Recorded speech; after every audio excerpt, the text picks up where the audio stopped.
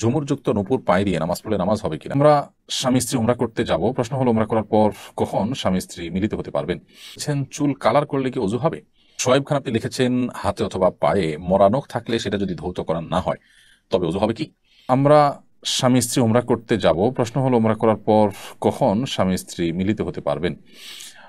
স্বামী স্ত্রী উমরা করতে গেলে সেক্ষেত্রে উমরার যে মূল কার্যক্রম আছে, এহরামের কাপড় পরিধান করার পর, তওয়াফ শেষ করার পর, সাই শেষ করার পর উভয়ে মাথা মুন্ডন বা মাথা চুল ছোট করার যে বিধান আছে, মেয়েরা ছোট করা, পুরুষরা মাথা মুন্ডন করা, সেটি শেষ করার পর তারা হালাল।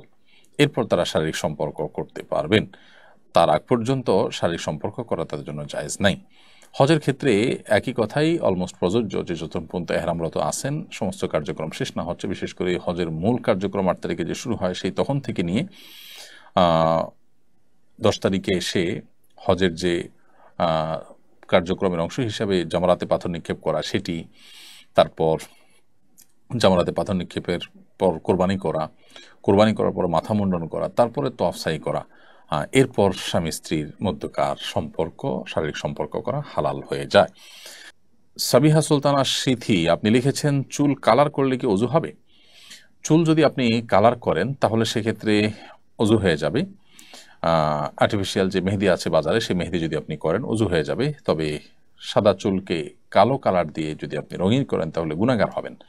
কিন্তু যে কালার আপনি ব্যবহার করেছেন তার কারণে যদি আলাদা কোনো প্রলেপ চুলের উপর তৈরি না হয় তাহলে উজু হয়ে যাবে, গোসল হয়ে যাবে, কোনো অসুবিধা নেই। বাট কালো খেজাব ব্যবহার কারণে আলাদা গুনাহ হবে, সেটা ভিন্ন বিষয়। আর এর বাইরে মেহেদি যদি হয় তাহলে সেক্ষেত্রে আর্টিফিশিয়াল মেহেদি থাকলেও এটার উপর দিয়ে উজু এবং গোসল করলে সেটি জায়েজ হবে। সোয়েব খান আপনি লিখেছেন হাতে অথবা পায়ে মরা নখ থাকলে সেটা যদি ধৌত করা না হয় তবে উজু হবে কি? হাতে বা পায়ে কোনো নখ যদি মরে যায়, এটা যতক্ষণ আপনার শরীরের অংশ আছে আপনি অজুতে পুরো অঙ্গ ধোয়ার পাশাপাশি ওই অংশটাও ধোবেন।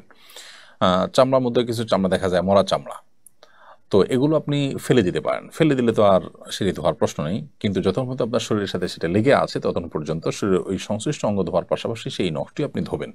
এটাই হলো অধিক সতর্কতামূলক পন্থা এবং উপায়। তাহলে ইনশাআল্লাহ আমাদের উজু এবং গোসল হয়ে যাবে। নখ, কোনো অংশ নখের মারা গেছে, যেমন অনেক সময় দেখা যায় যে নখ উল্টে গেছে, উল্টে শুকিয়ে গেছে, যে কোনো সময় আপনার পড়ে যাবে, তো এরকম পর্যায়ে এখনো পড়ে নাই, আমাদের শরীরের সাথে লেগে আছে, তো এই নখটাকে আমি পানি লাগালাম না, পানি ধুইলাম না, এটা কিন্তু ওজুর জন্য যথেষ্ট হবে না, এটাকে ধুইতে হবে। যদি বলি যে না এটা আমার শরীরের অংশ না, এটা যখন মারা গেছে, তো এটা ভুল হবে। যতক্ষণ আমার সাথে লেগে আছে হাতের সাথে ততক্ষণ পর্যন্ত সে আমার শরীরের অংশ হিসাবে গণ্য হবে। সো প্রয়োজন আমি ফেলে দিলাম তাহলে সেটা ভিন্ন বিষয় হবে।